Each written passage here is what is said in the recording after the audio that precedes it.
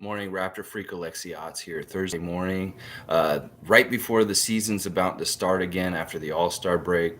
The Raptors will play tomorrow against the Charlotte Hornets. They have 25 games left in their season, and I'm making predictions for the rest of the season and just looking back at how the season's gone so far for them today.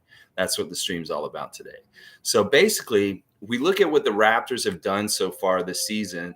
It's been pretty damn good because honestly, they were not supposed to be like this according to the experts, so to speak. They were supposed to be a rebuilding team at the bottom of the standings, and they're over 500 and they're in the playoff picture, which is great. 32 and 20 season so far. 32 wins at the All-Star break is fantastic.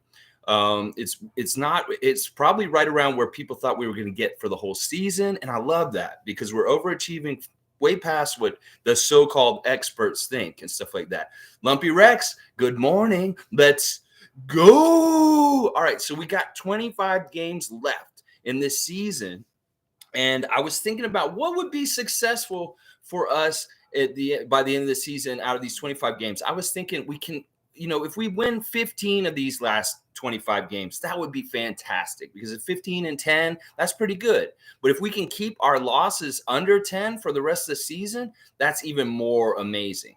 Just as long as we stay above 500, we'll get a playoff spot and we'll be able to make some damage no matter where we are in the playoffs. I don't want to be in the play-in, of course, because those are extra games and they're risky because they can put you out real quick. So if we can get out of this play-in bracket with where we are, overtake either Boston, Philadelphia, any of those teams above us and get in the top 6, that'd be fantastic. Ideally, we'd like to be in the top 4 so we'd have home court advantage in the first round. But if we get in the top 6, I will be happy enough with that, just because that means we're not messing with those playing games. And honestly, if we're the 5th or the 6th seed, we're going to have a good matchup against whoever we play against. Now, the other teams around us in the Eastern Conference, some of them are kind of pretenders to me at this point. And, we just had this trade deadline and everything's been shook up. There's a lot of new players on new teams. And some of these new players are going to help their teams, but some of them are not. And I really do believe this. In fact, I think the biggest trade of the trade deadline is going to end up being a big failure for both teams involved. Philadelphia and Brooklyn. Yes, I think it's going to be a big failure because, Philadelphia had some really good chemistry going. Embiid has been rolling. He hasn't had any kind of distractions in a way because Ben Simmons was gone. He wasn't actually involved and really messing up their stuff. But now he's going to have James Harden out there with him.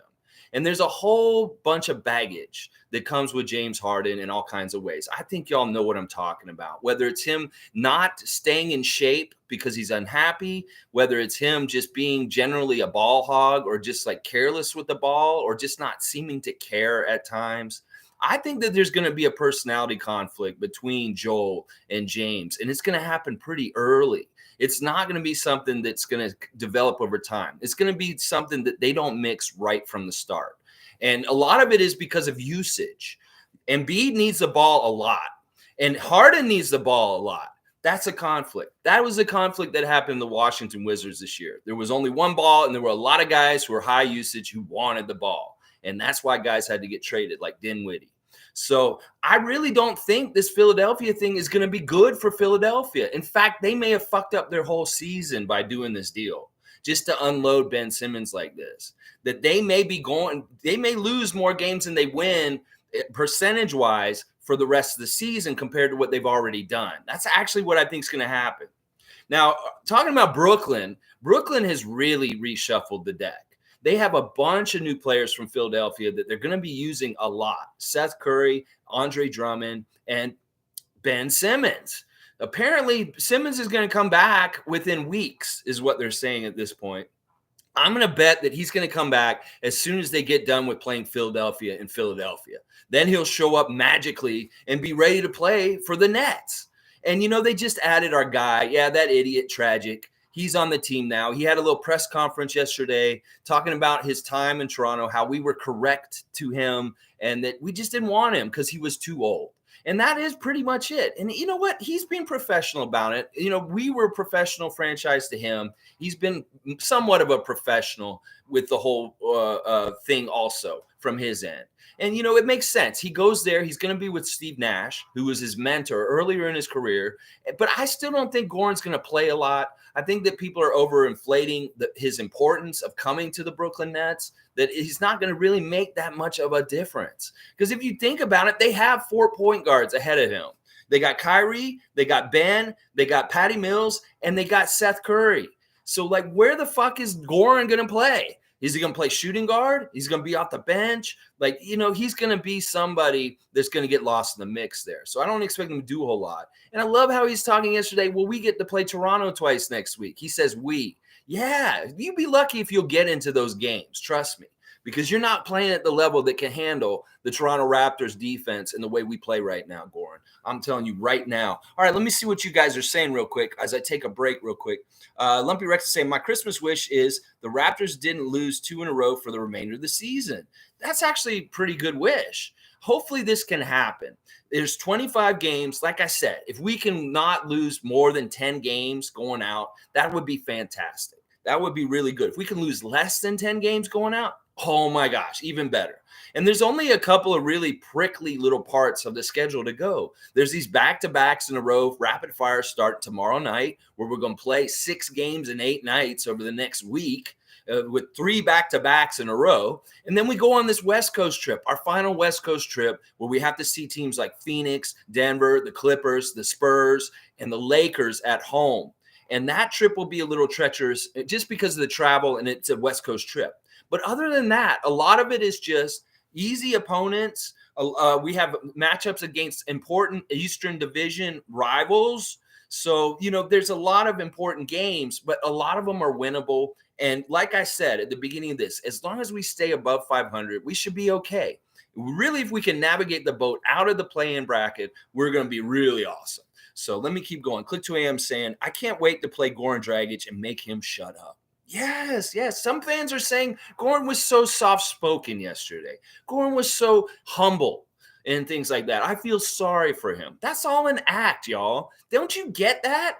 He acted like that at the beginning of the season when he came in and he said he wanted to be a professional and do whatever he could to help the Raptors win. Well, he's a liar. He's a liar. Don't listen to him. He's a snake and a dragon.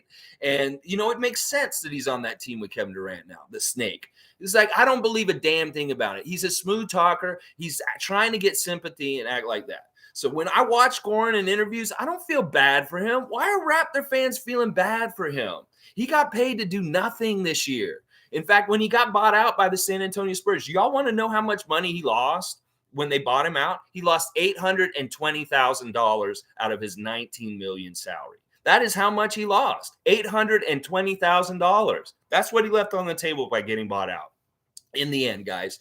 And, it was really good that our franchise didn't have to do that we held off on biting the bullet on that. And we gave it to another team to bite the bullet on. And we got out of the clear of that. And we actually freed up money in our salary cap because of the way we did it. So it's really, really good. Race Mode Daily, good morning, freaks. Yeah, we are freaks, baby. We're freaks for the Raptors, baby. Tom Duke, good morning. Nets are a dumpster. More junk for them. Oh, my gosh, you're right. I'd almost rather have DeAndre Bembry on my team than Goran Dragic. That's not a trade up, Nets. You guys think you have this team on paper that you're looking at, but if you were looking at it maybe 5 years ago or 4 years ago, yeah, it'd be pretty badass. But you're a little bit past your prime, Brooklyn. You're a little bit past your prime. And there's nothing guaranteed for y'all. First of all, your best player is coming back from injury. He's going to need time to get back in his rhythm. He's not going to be like the sole savior for your season and have to come back because there's not many games left in the season. And you put so many new cooks in your kitchen, you're not going to be able to meld and get them gelled together right. Trust me, you're going to have problems. And that's why I predicted this week the Nets are going to get eliminated in the second round of the playoffs this year. I believe that. I believe that there's pretenders and contenders, and the Nets are one of the pretenders. The Sixers are one of the pretenders. The Celtics are one of the pretenders. Yeah, the Celtics that have been hot lately. I don't see what's going to happen with them. They traded two of their best bench players off the bench to San Antonio to get Derek White. Derek White is not a good defender. Derek White has limits to his game. He's not going to be a huge upgrade to them. And I think that Boston's going to implode at some point before the end of the season because their talent isn't the same. And if Jason Tatum's going around saying that the toughest series that he ever played was the Raptors in the bubble, well, just you wait till you play this year's Raptors in the playoffs and the intensity that we're bringing this year.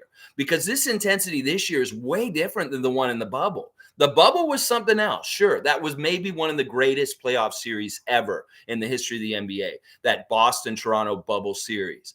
But this is a whole different animal, this Raptors team. We are going to be like the second game of the season. When we came into Boston, we punched y'all in the face. We punked y'all. As Imadaka said, your coach said, they punked us tonight. Well, get ready for us to punk y'all in the playoffs also. Because listen, I feel like y'all are paper thin now. Y'all have got a couple guys that are really good, but really, you don't have guys like you used to. You used to have Kyrie. You used to have Terry Rozier. You used to have Al Horford. You used to have so many good players on that team, and you don't have that many good players on your team anymore, Celtics. So you're dreaming.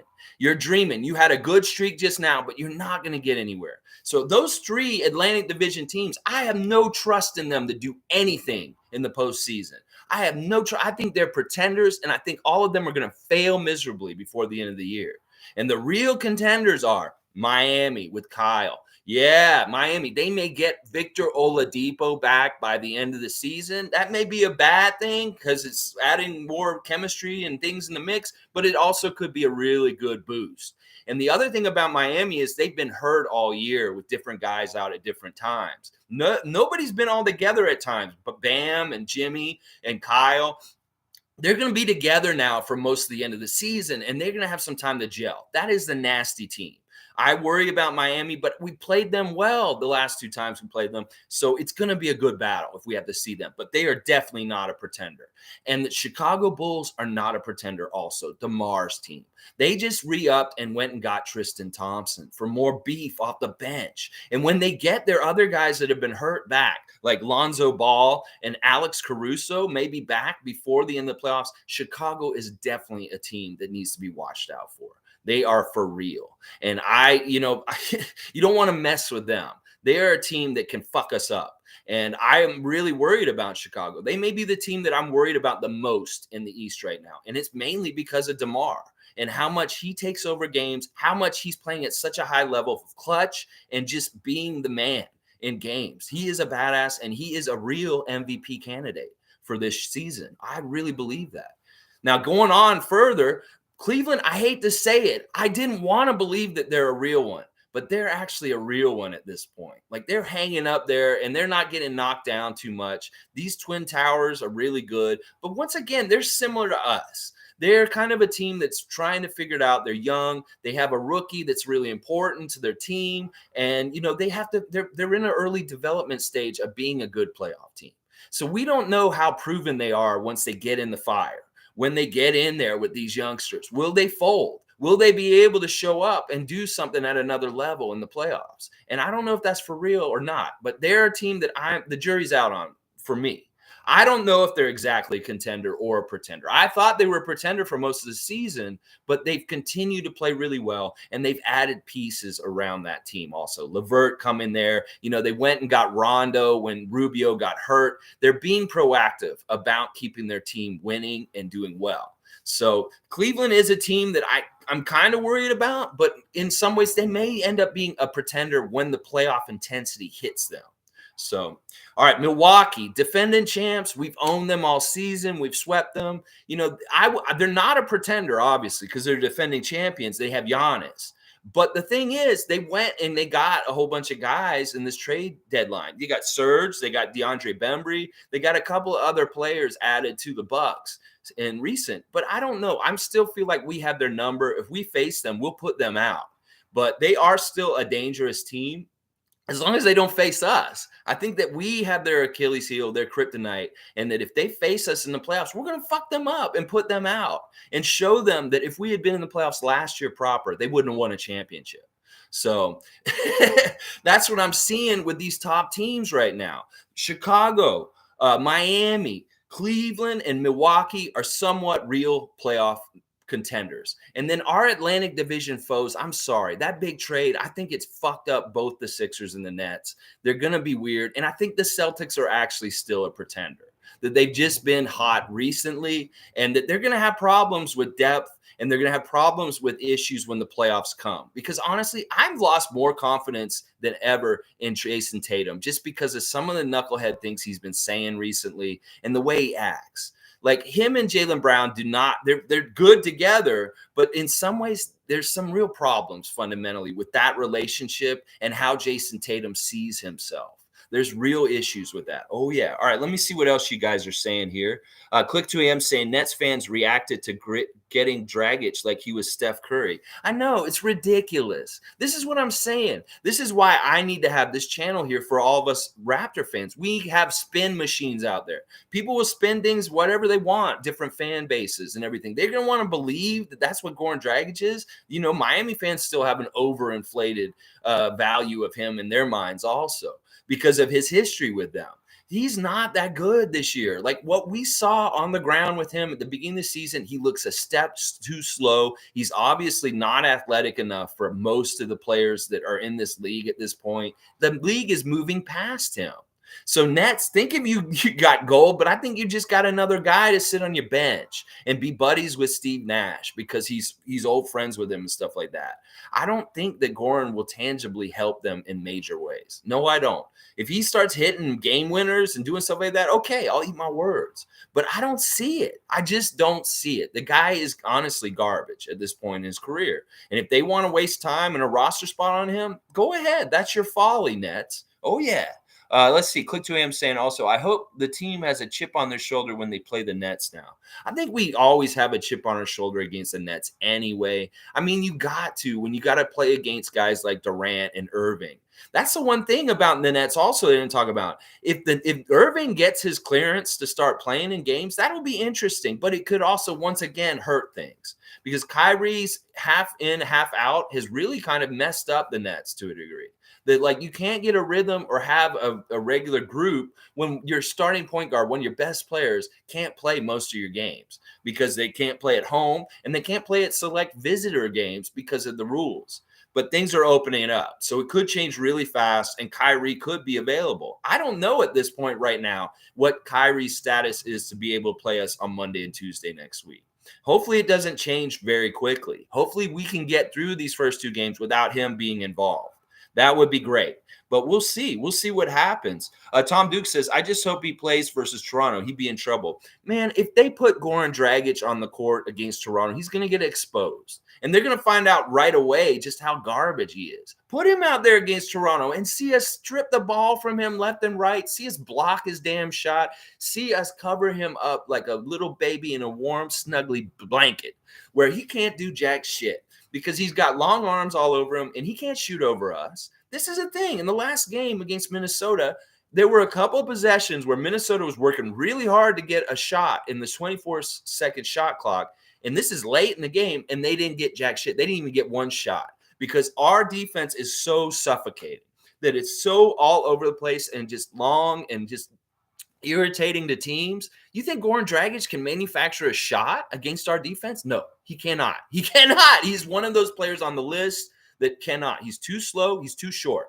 And that's exactly what's going to make happen. And I do hope they play him too, Click. I don't think they will, though, because honestly, he's first of all, how many games he's going to get back? They're playing tonight. They're playing the Celtics tonight. This is going to be a good game tonight because one of these teams has to lose. And in a way, we're kind of rooting for the Nets tonight.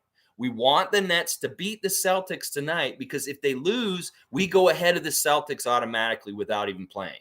That's right. If Brooklyn beats Boston tonight, we jump ahead of Boston in the standings back into the 6th spot. So go Nets tonight, and then we can beat your ass down on Monday and Tuesday. That's what I'm saying. Oh, yeah. All right, let's see. Sugar Ray, good morning, sir. Good morning to you, my friend. I would like to meet you one day at a Raptors game soon. I hope keep up the good work. You know what? I'll tell you right now, Sugar Ray, I'm going to plan on trying to go to 2 games before the end of the season. I'd like to go to 1 game in March, and then I'm going to go to the Miami game when Kyle Lowry comes back in April. I've got my tickets. My lady went and bought them already. So I'll be at that Miami game. If you can get in the door at that one, Sugar Ray, I'll meet up with you. Actually, I've already planned to meet up with Monique at section 116 at that game. Maybe we can have a little Raptor Freak powwow. Any of the Raptor Freak cult, the people who come to the game on Miami Lowry, they want to meet Monique and I. We will be at that game. Section 116, we'll meet at some point we'll make it closer. We'll decide like at a point maybe before the game, maybe at halftime, where we'll all meet and just say, hey, something like that. If you can make it to one of those games. I'm not sure what game in March I'm going to go to. We'll figure it out. But I do want to go to 2 games before the end of the season. That's what I'm planning to do.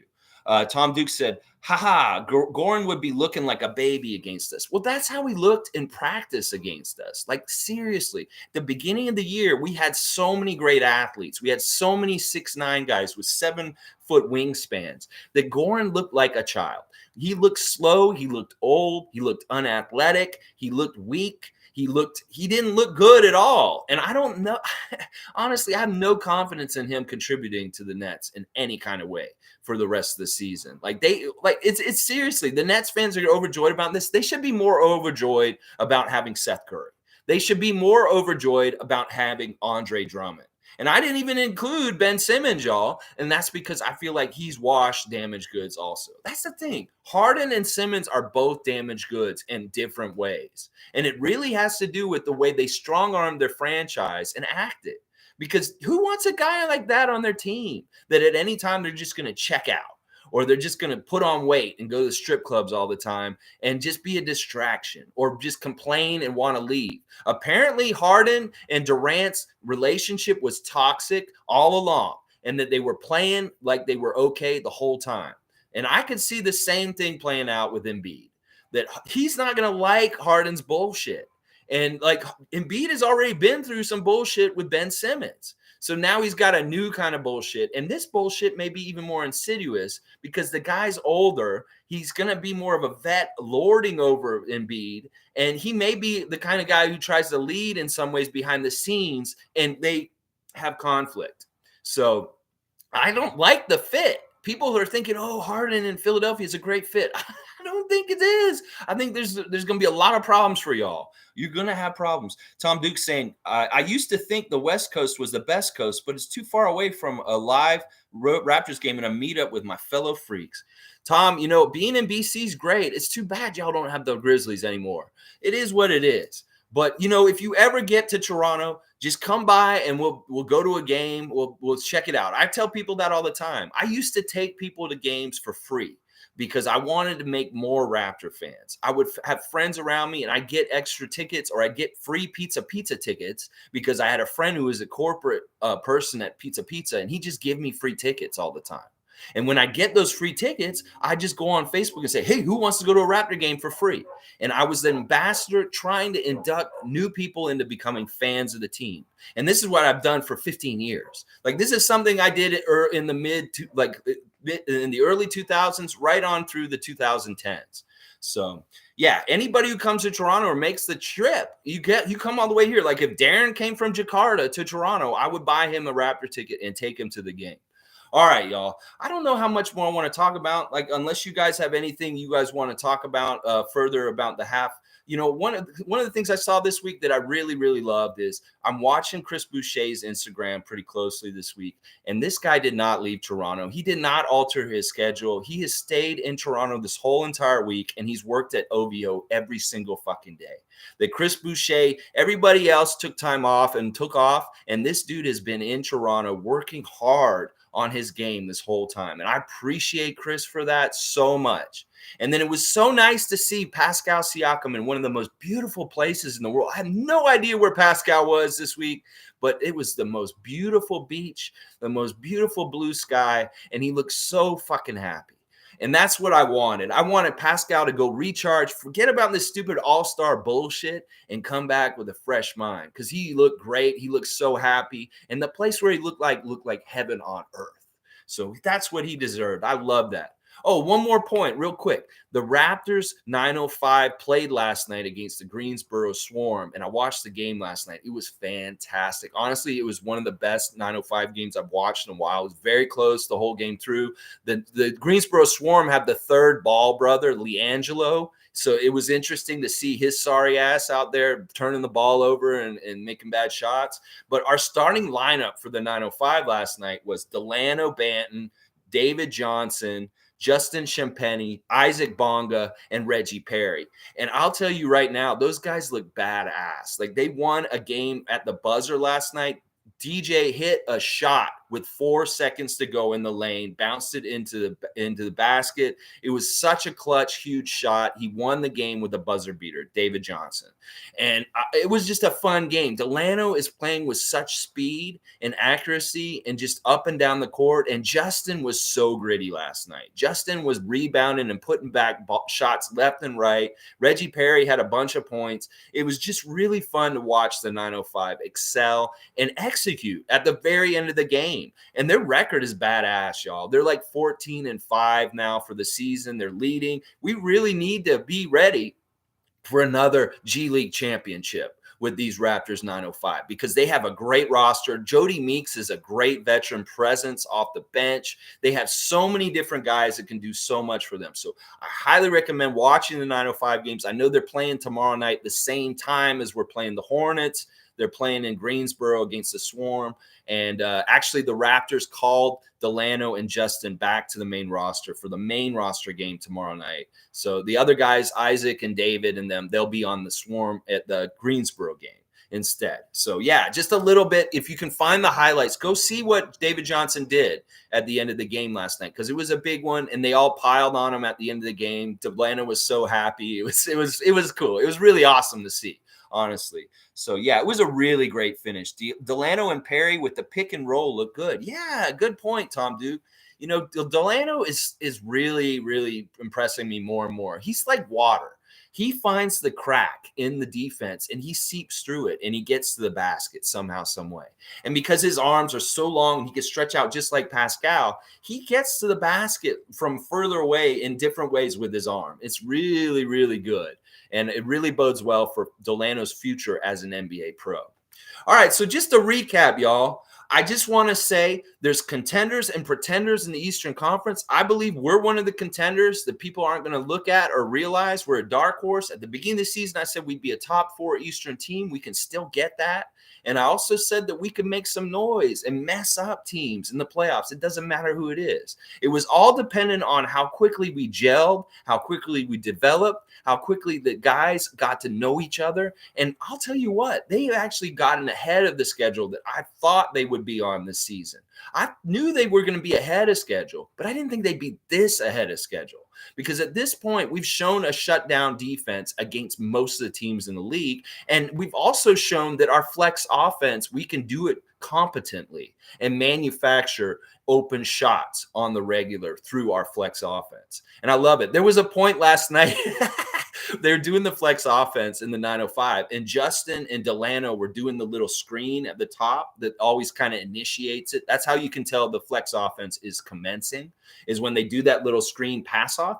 And they weren't really looking, and Delano ran over Justin, and they almost lost. Actually, they did lose the ball, I think. He ran right into him. They weren't looking, and they bounced right in it, and Justin hit the floor like Delano hit him hard. It was crazy.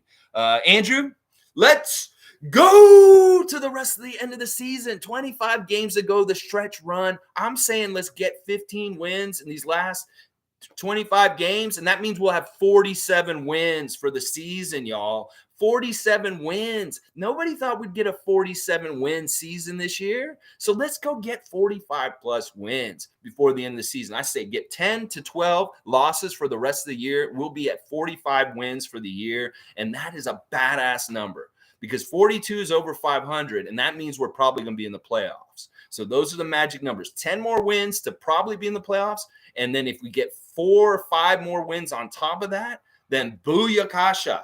we will probably be out of the play-in bracket. So, all right, Andrew saying, I hope that all your friends and family overseas are safe today. Yeah, man, this is really awful. Honestly, I just want to take a minute to talk about this real quick. My ancestry is Estonian.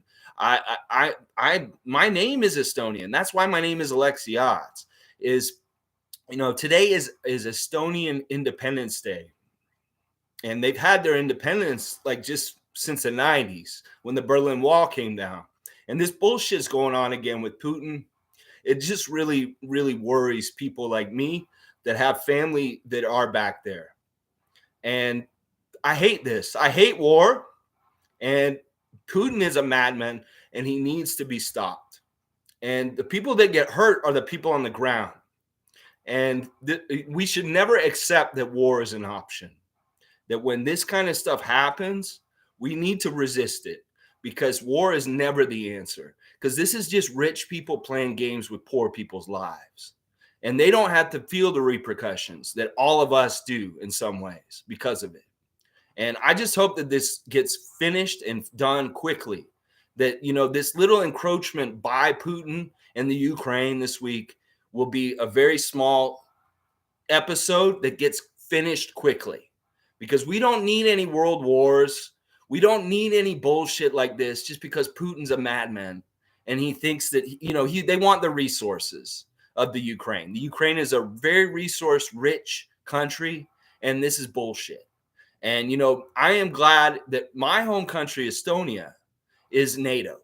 Because if some bullshit happens, I know that Estonia has the backing of the country of Canada, the U.S., and other European countries. But this is fucked up. This is not a good day. And as all of us and individuals around the world, we need to let it known that as people in humanity, as a global community, we don't accept war and we don't want it. So, Putin, this is bullshit. Bombing Ukraine is really fucked up. And hopefully the response will be swift and it'll be enough to end it quickly. Because we don't need some crazy drawn out war after a whole long ass pandemic. This world is already hurting enough. All right, y'all. Peace and love for sure. Because seriously, I've told myself that if Putin tries to go into Estonia, I'm going over there with a gun. And I'm going to be in a foxhole fighting him myself. Because I ain't got no kids and I ain't got no wife. And if Putin wants to come to my home country, I'll do what my grandfather did 50, 60 years ago. All right, y'all. Let's go, Raptors! Yeah!